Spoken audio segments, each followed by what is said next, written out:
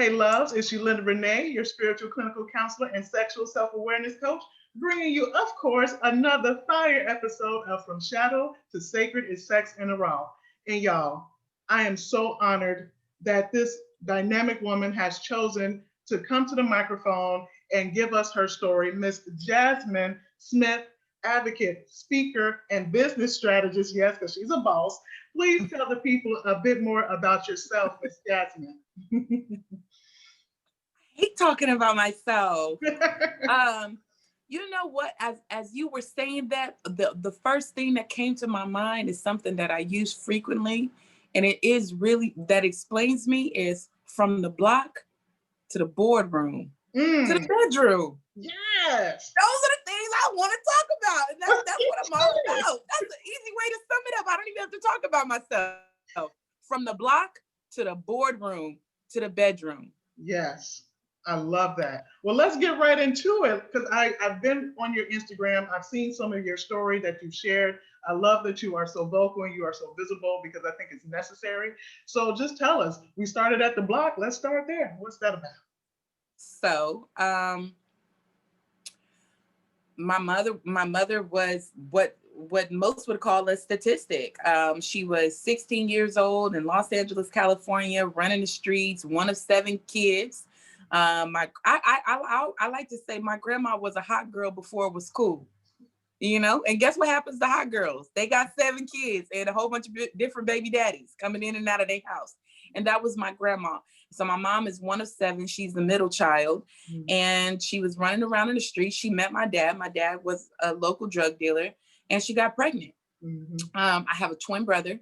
My mom had us. She thought it was going to be the come up of her life. Her and my grandmother thought it was going to be the come up of her life. And my father ended up going to prison for murder. As a matter of fact, before we were even born, he went to prison for murder. And so you can just imagine a 17-year-old with 2 kids in Los Angeles, California in the 80s. Not a lot of opportunities for her. She got involved in drugs and she was a drug addict and an alcoholic for most of my life. As a matter of fact, my mom was on drugs until the day that I had my daughter. My mom got arrested after she left the hospital with me having my daughter, and she got arrested and she was sent to a camp for rehab because she was a drug addict. And so my daughter is 13 years old. My mom has been clean for 13 years. Wow. But you could just imagine the childhood that I had. My mom easily left me and my brothers with anybody and everybody. My mom was around a lot of not so satisfying people, not so great people. So I grew up around men and women who didn't treat each other right. Never seen a healthy relationship. Never knew anybody who was married. My grandmother had been married several times, but I never seen a real healthy version of a relationship. I wanted more for myself. I was always a straight A student. I was in gate and magnet programs, even though I switched schools 17 times. From the 1st grade to the 12th grade, I have switched schools 17 times. But still, I remained a great student, went to the military right out of high school, got out of the military, went into corporate sales. I did a little VIP hosting, things like that. Professional. I love it. And, as a Black woman, I put a dress on, the same pin skirt that I put on, another person in my office put on. Baby, it don't fit you the way that it fit me. Right. So I'm going to immediately get attention. So I really struggled with my body as I moved up in that corporate world because people would figure out how young I was. And they're like, what are you doing here? And so I had to manage my entire self, including my outside appearance. And so not really seeing a positive, healthy relationship as a child. So when I became an adult, here I am, I'm going after what that American dream looks like. And I want a family. And I keep getting into these relationships with people who took advantage of me. But also looking back on it now, I also recognize that the way that men show their affection towards you, their admiration for you, is a lot of times through physical touch, through intimacy. And it was something that no intimacy for me. Don't touch me. Don't call me baby, honey, sweetie, boo, bear, None of that. I did not allow it. I didn't like it. And I had a problem with my sexuality. I had a problem with having sex. I had a problem with feeling sexy. I wasn't confident within myself. And so after years of failing, learning, understanding, therapy, counseling, what have you, then I became more confident in who I am as a woman, as a mother, and knowing my place and where I belong. And so then I would say maybe about 4 years ago or so, I broke up with this Nigerian guy that I had been dating for 4.5 years. He was the first person that I ever slept with that he didn't have to beg me to have sex with him. Every man that I had been with before, they would be begging me for days. It would take, and I would lay there like this. Don't touch me. Don't kiss me. I don't like the kissing. So when I broke up with him, and of course, again, at this time, I'm in my therapy and counseling and stuff, I started really coming into the sexual being that I am. I start really recognizing that this is the body that God gave me. This is mine. The universe said, boom, there you go. And here I am. And I started really to embrace all versions of me, including my sexuality, which I realized is a really big part of my life, which because of my childhood, I had kind of pushed away. It was disgusting. I didn't want a man because I didn't want a man to ever control me. I didn't want to do things because when I was growing up, that stuff is nasty. That's nasty. Oh, you don't be doing that. We don't do that. We don't put that in our mouth. That's not what we do. Weird. And it was one of those things. Nobody really had those healthy conversations with me about my body, about sexuality, about relationships. And so finding that as an adult was like eye-opening for me. And I realized that, hey, that can solve a lot of problems in your life, sex appeal and all of that. And I just had to come to a point where I had to embrace all of that and loving that and accepting it. And it's been a beautiful journey. I love it. I love it. I love it. So you mentioned that originally you were really like to the sex. You weren't really into it because of your childhood. Would you tell us a little bit more about that? What was going on? So my mom was a drug addict, of course. And so most drug addicts, they'll do anything to get drugs. And so I seen my mother and her friends do anything to get drugs, do anything to maintain their lifestyle. And when my mom wasn't in one of her periods of drugs, and she was having troubles, finding work, keeping work. Well, I would see my mother with multiple men. And so that made me feel like I never, ever want to be controlled in that way. I never want to rely on a man for money. And if that, for me, sex was all, I learned from a child that sex was an exchange. It wasn't for you. It wasn't for you to feel good. As a matter of fact, when I was 15 years old, I'll never forget. It was right before my 16th birthday. My mom came in. Can we curse? Can I curse? Oh, yes, please. Yes, ma'am. Girl, no. My mom came in the bathroom and she said, "You fucking yet?" No. You don't gotta lie. You fucking yet? No. Now she in my face. You could tell me if you are. I'm like, I'm not, Mom. And she said, well, you probably lying to me. If you are, I hope you getting paid for it. And then, a conversation took place. I don't remember the exact words, but somehow, some way, I ended up in the tub. And my mom made me scoot all the way down to the bottom of the tub and put my legs up on the wall. And she turned the water on me. And she said, "You feel that? That's what sex feel like. It just feel like somebody peeing on you." I was 15. So I wasn't one of those girls who was thinking about sex. But I remember being in the 7th grade. I remember being in the 7th grade and girls were starting to have sex. They was, sucking dick outside of school. I remember recruiting on behalf of a boy who worked in the cafeteria with me, getting people asking girls if they wanted to suck his dick. He was a basketball player, and they did. And I used to sit and watch, and I thought it was amazing that these girls was doing that. I was never interested in it. And nobody was ever interested in me. Everybody knew my mom was a drug addict. It's like, oh, your mama a crackhead. Okay, talk about me for something different. Oh, your shoes is dusty. So me and my brothers, me and my siblings, we were always talked about at school. So it wasn't like I was popular. I had a lot of friends or anything. So what the other girls were doing, the popular girls was doing, I wasn't getting invited over anybody's house. No boys was looking at me and saying, you sexy, you're cute, I want to date you. And if they was, I was completely oblivious to it. So for being 15 and my mom asking me, am I having sex? And I'm like, no, I'm not having sex. Sex is disgusting. It's nasty. And also, my brother and I had been molested by somebody that my mom dated when we were younger. And so I never realized that it made a big deal. I recognize now as an adult that was that contributed to some of my beliefs and some of my conditionings. But in the beginning, I didn't think it was a big deal. But like I said, being around my mother and the people that she was around when I was younger, it made me just look at sex as transactional. It wasn't for me. It wasn't for me to enjoy. And my mom made that very clear when I was 15, when I wasn't even thinking about sex. So by the time I was 16, 17, when sex was introduced to me, and then a majority of my peers were having sex, I was intrigued, like,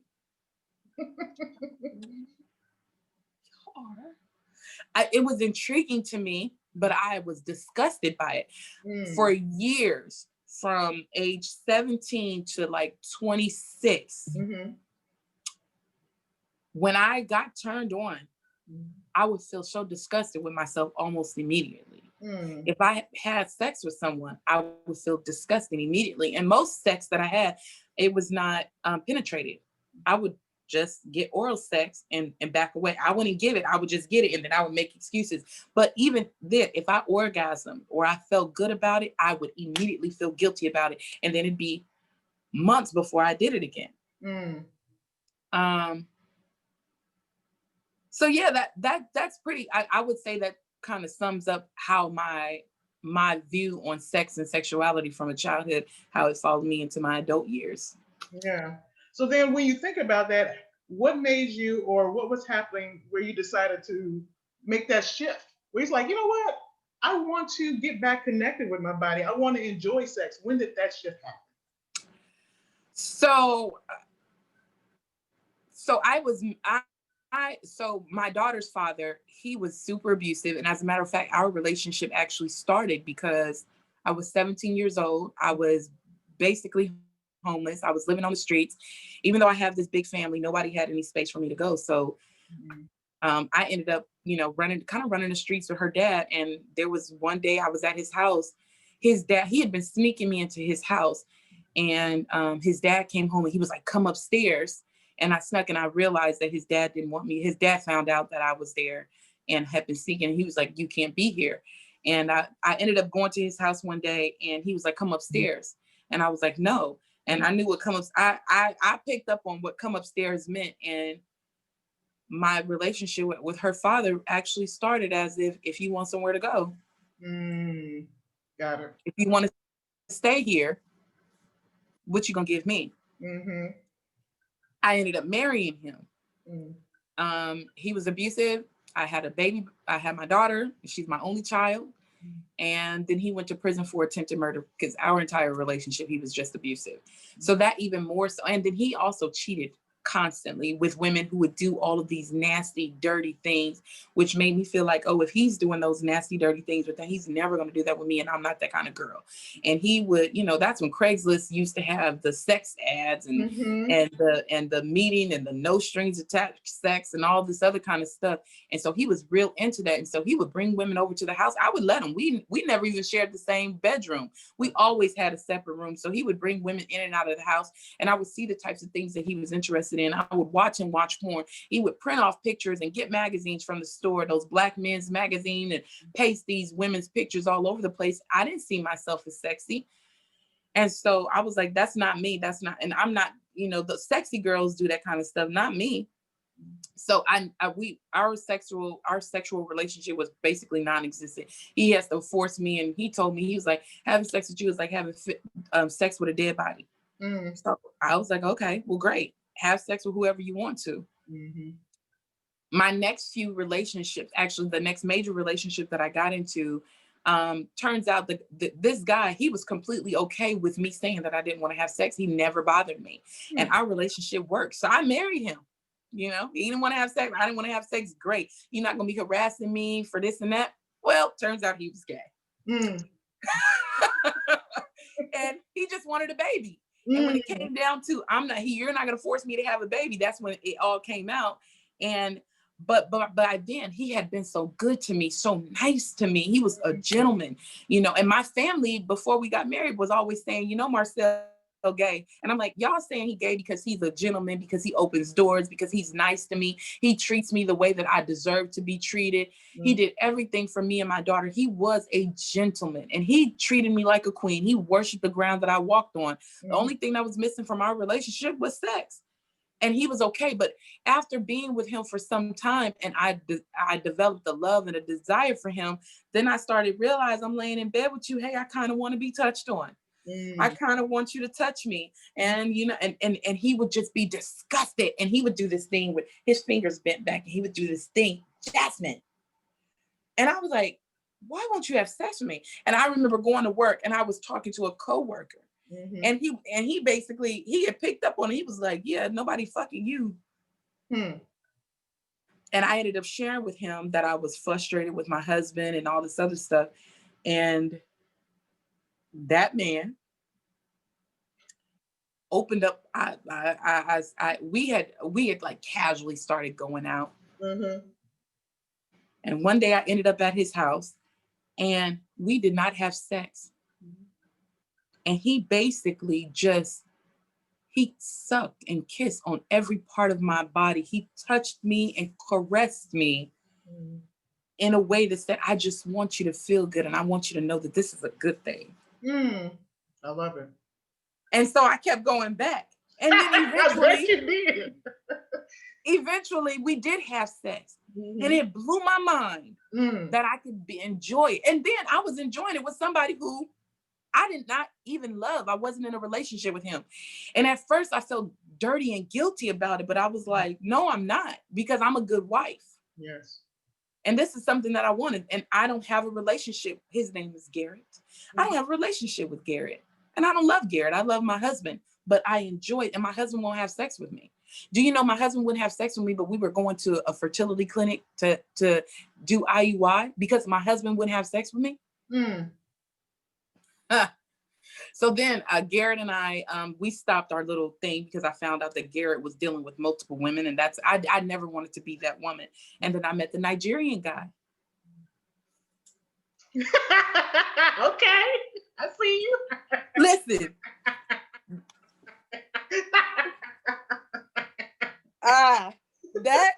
Hey, like, I don't like the relationship you have with her, but I kid you not, every person I've ever dated before, still friends with them. They still want to be with me. I promise you, if they knew who I was today, they'd be like, they'd be mad as hell. What? Oh, what? She did what? She let you do what? And you. Whoa. They would just fucking flip their head. Oh, goodness. I don't know what movie it is. I'm like, she never did that for me. Exactly. Sound like my ex-husband. He'd be mad, but oh well. You never did that for me. You got videos? Sorry, bro. Sorry for that, man. Now, like I love my body so much. I love my sexuality so much. I have albums, hundreds of pictures that I take. And my daughter accidentally went in my phone one day. She's like, "What? Who you send this to?" I said, "Nobody, actually. For myself. It's for myself. They for me." And she looking at me, and I had to sit and think about it. I was like, this got to be a thing. I can't be the only one. And guess what? I kid you not, went on Facebook and posted, and I said, I consider my body to be art. And I have several pieces of art in my phone. I can't be the only one. My inbox blew up. So many women responded to me, and a bunch of them was like, shared their pictures with me. He was like, I don't got nobody to share them with. I'm sharing them with you. I love and that. I was amazed at that. So it encouraged me even more, because a lot of these women, I know them from networking, from professional environments and things like that. And they felt comfortable. And it just made me say, we got to get out of this idea in our mind that somebody is this title and they're not capable of this. And I'm like, how you get here? You don't think your pastor have sex? Where his kids come from? Exactly. Your therapist, your governor, your mayor, your president, all they like it. Okay. And the thing is that people are so afraid to say what they like and what they don't like. It'll not just in sex, but in other things. Just say, I told my ex-husband, I said, you never asked me. Come to find out he likes certain types of, and I said, did you ever ask me? Exactly. Did you ever check with me to see if that was something I was willing to do? Because guess what? The bitch that you cheating on me with, hey, I was reading y'all messages and watching y'all videos, and I'm gonna tell you, I was in the bathroom and it was turning me on. See? So you went out and you went out and you did this, and now you lost my trust, but you never even said, I asked. And then the thing is, and here's the conversation that he told me in the end, which I recognize that other men have a problem with, is that when they see you as a professional and they see you and they're putting you on a pedestal and they're saying, oh, this is Jazmine Smith and she's influential and she's a part of this board and she does this for the community and she's done that and she's had this success. It's hard for a man to be like, oh yeah, I want to fuck the shit out of you on a fucking balcony. You gonna suck this dick. You gonna, and they think I don't want to tell you that because I respect you. And I'll be like, no. In the bedroom, please disrespect me, please. I want to. And they don't realize that if you flip it around, you think about white men in power. You think about all the escort industry right now, the billions of dollars that's in the escort industry and in the sex industry. Who you think is funding these women? White millionaires, successful men, successful women who have money, who are afraid of letting the world know that this is what I like. Yes. And oh, that stigma. Oh, that's a whole nother. Man, we gonna have to have a part 2, 3, 4. That's a book. Yes. That's a book. Yeah. And so us professionals are sitting around sexually frustrated because our partners are intimidated by our profession and thinking that, oh, I can't do that with you. Yes, you can. Or you want me to do it to you? I mean, what? Yeah, it is. I think that it's really important to accept what you like and what you don't like and not be ashamed of it. Because you can't change those natural instincts, those natural behaviors. I can manipulate my body, but my body is my body and I'm going to embrace it. Yes. If there's something about my body that I don't like, well, damn it, I'm gonna work to fix it. And if I can't fix it, then guess what? You know how many doctors is on call in Miami? Right.